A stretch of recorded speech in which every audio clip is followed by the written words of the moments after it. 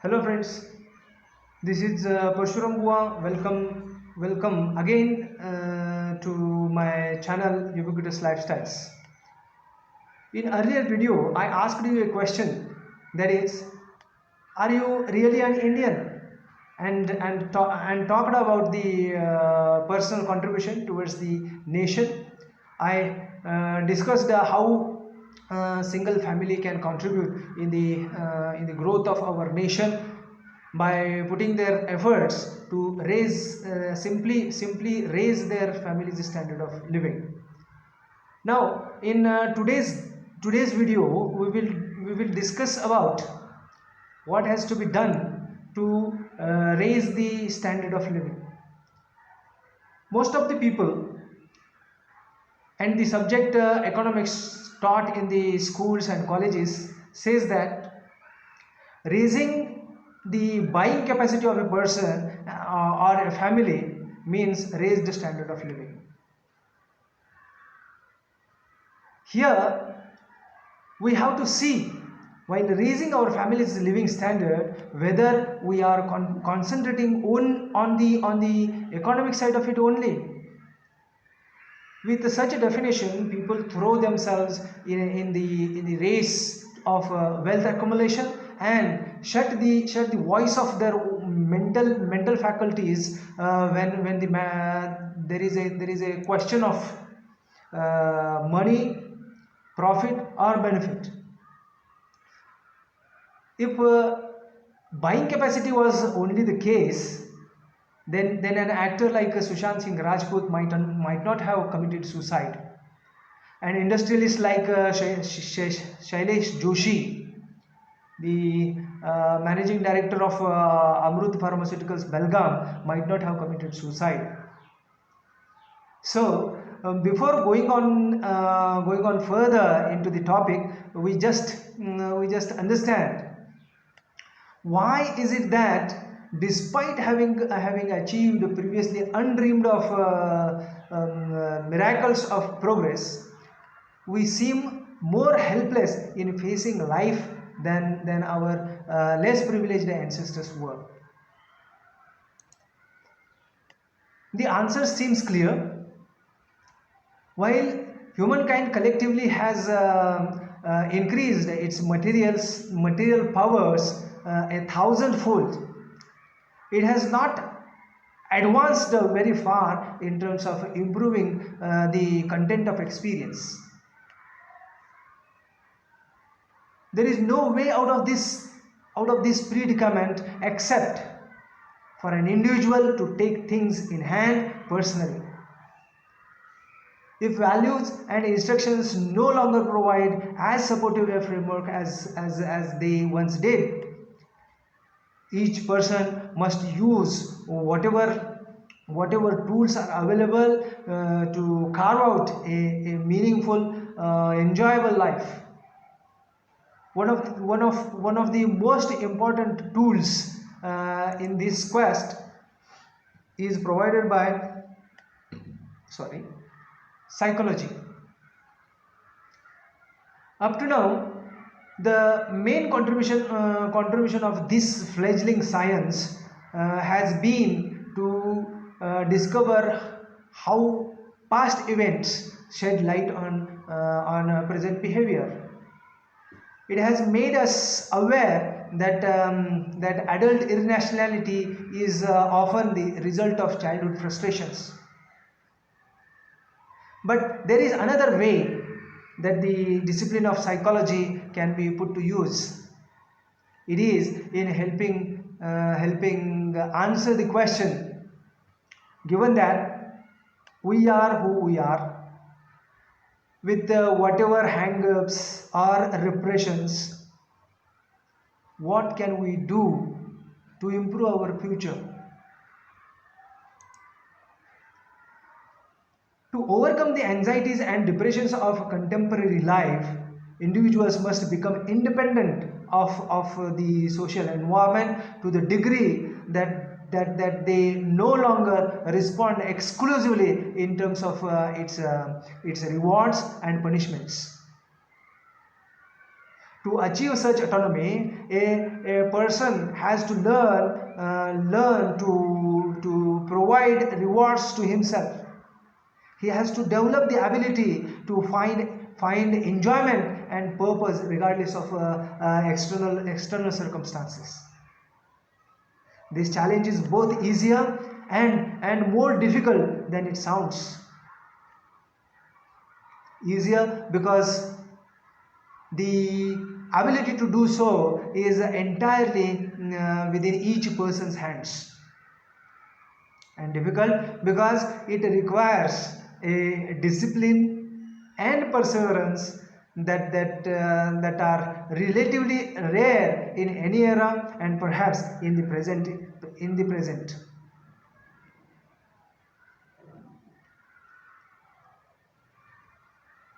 And before all else, achieving control over experience requires a drastic change in attitude about what is important and what is not.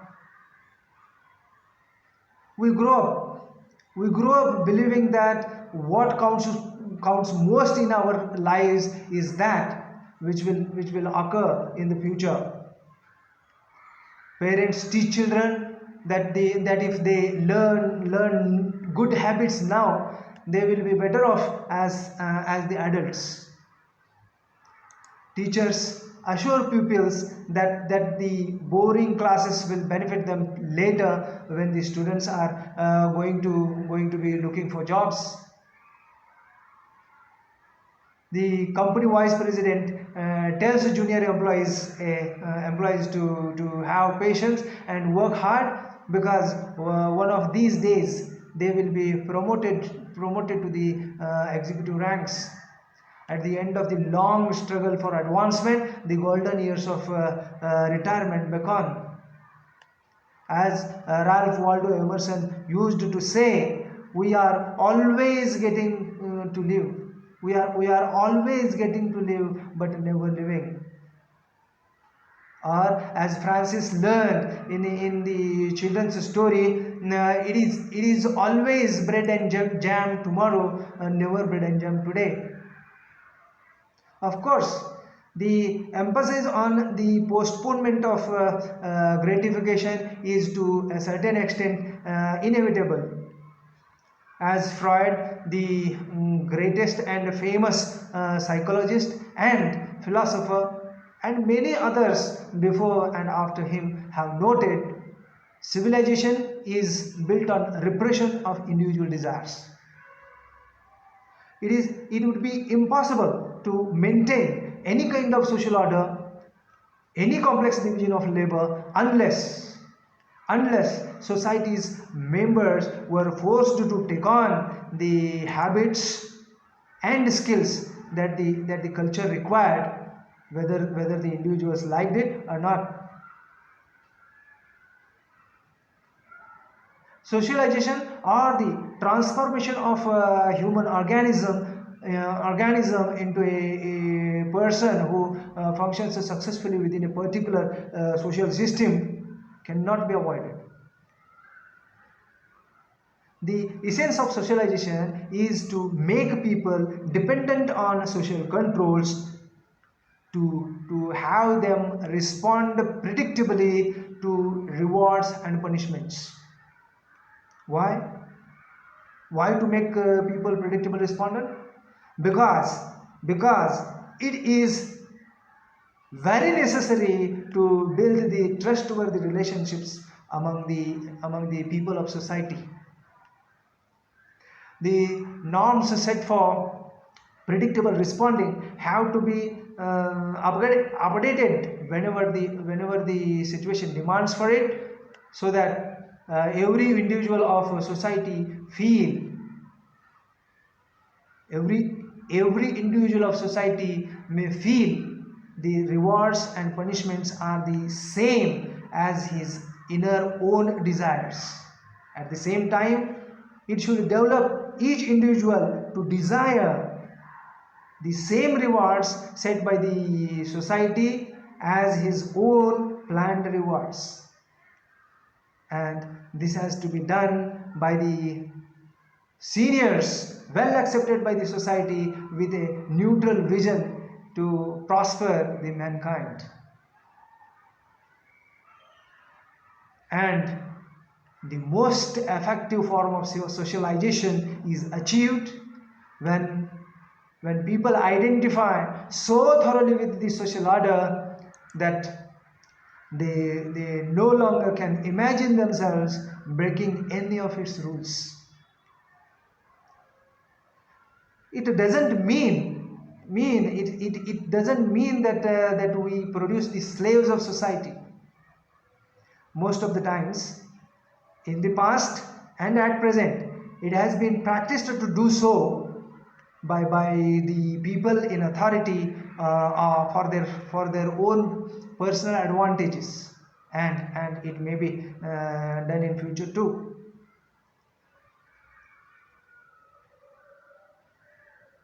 In making us work for society, or in making us work for its goals, society is assisted by some powerful allies. Those are our biological needs and genetic conditioning.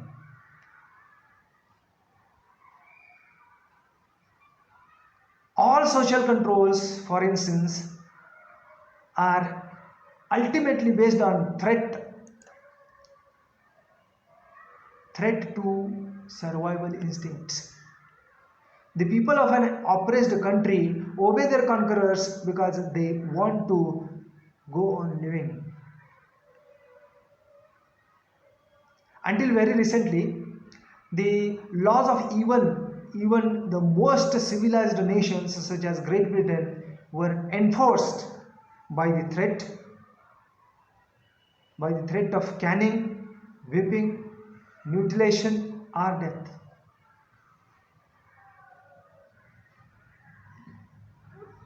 Sorry. When they do not rely on pain, social systems use pleasures as the inducement to accept the norms.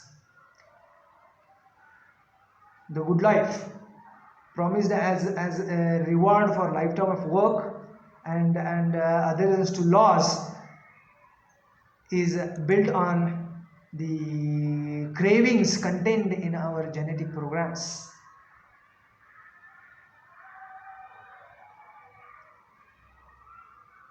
Practically every desire that has become part of human nature, from sexuality to aggression, from a longing for security to a receptivity to change, has been exploited as a source of social control by politicians, churches, corporations, and advertisers. To lure recruits into the Turkish armed forces, the sultans of 16th century promised the conscripts the rewards of raping women in the conquered territories. Nowadays, posters promise young men that if they join the army, they will see the world. It is important to realize that seeking pleasure is a reflex response built into our genes for the preservation of our species, not for the purpose of our own personal advantages. The pleasure we take in eating is an efficient way to ensure that the body will get the nourishment it needs. The pleasure of sexual intercourse is an equally practical method for the genes to program the body to reproduce and thereby to ensure the continuity of the genes. When a man is physically attracted to a woman or vice versa, he usually imagines that this desire is an expression of his own individual interest, a result of his own intentions. In reality, more often than not, his interest is simply being manipulated by the invisible genetic code following its own plans. As long as the attraction is a reflex based on purely physical reactions, the person's own conscious plans probably play only a minimal role. There is nothing wrong with following this genetic programming and relishing the resulting pleasures it provides, as long as we recognize them for what they are, and as long as we retain some control over them when it is necessary to pursue other goals to which we might decide to assign priority. The problem is that it has recently become fashionable to regard whatever we feel inside as the true voice of nature speaking. The only authority many people trust today is instinct. If something feels good, if it is natural and spontaneous, then it must be right. But when we follow the suggestions of genetic and social instructions without question, we relinquish the control of our consciousness and become helpless playthings of impersonal forces. The person who cannot resist food or alcohol, or whose mind is constantly focused on sex, is not free to direct his or her psychic energy.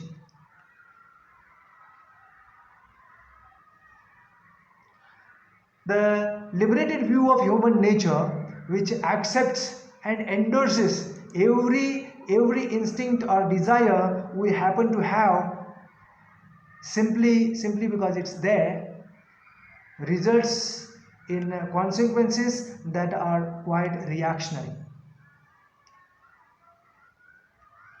Much of contemporary realism turns out to be just a variation on good old-fashioned fatalism. People feel relieved of responsibility by recourse to the concept of nature. By nature, however, we are born ignorant. Therefore, should we not try to learn? Some people produce more than the usual amount of androgens, and therefore become excessively aggressive. Does that mean they should freely express violence? One might say the shirt of violence fits me, so it has to be allowed me to wear that. He may say everyone has his own nature. Does that mean we can do whatever we want?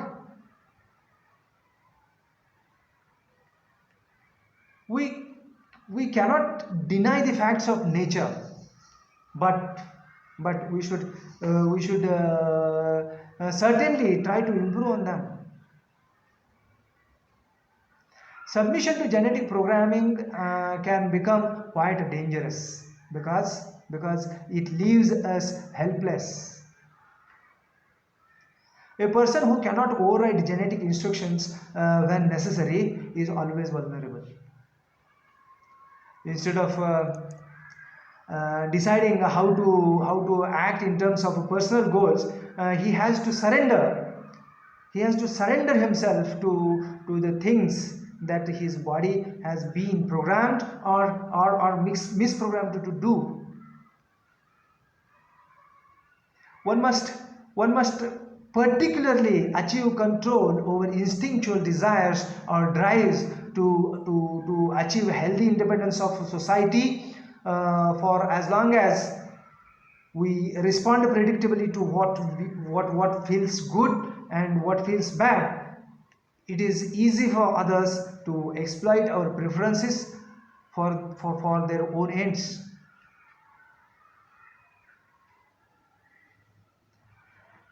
A thoroughly socialized person is one who desires only the rewards that others around him have agreed he should long for. Rewards are often grafted onto genetically programmed desires. He may encounter thousands of potentially fulfilling experiences, but he fails to notice them because they are not the things he desires. What matters is not what he has now, but what he might obtain if he does as others want him to do.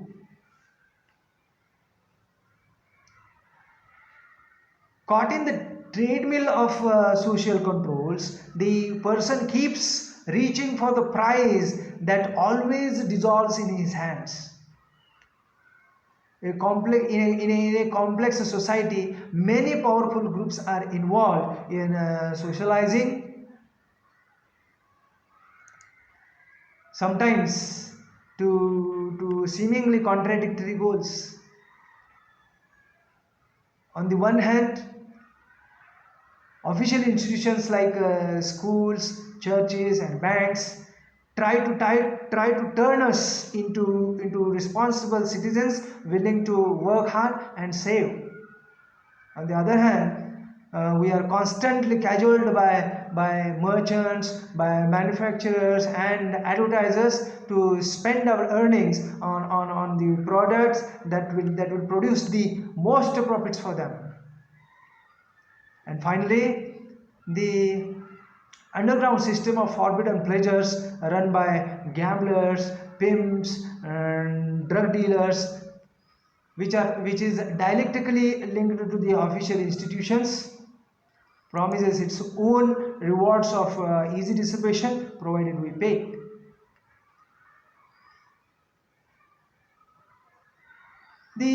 The messages are very different, but their outcome is essentially the same. They make us dependent on a social system that exploits our energies for its own purposes.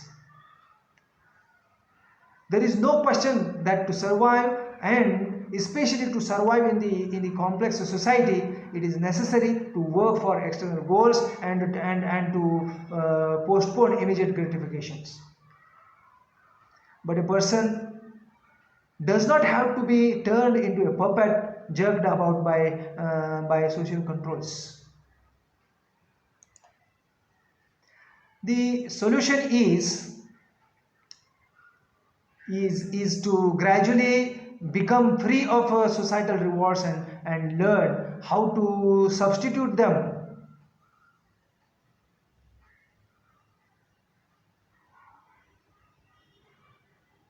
or how to substitute for them rewards that are under one's own powers. This is not to say that we should abandon every goal endorsed by society. Rather, it means that in addition to or instead of the goals others use to bribe us with, we develop a set of our own.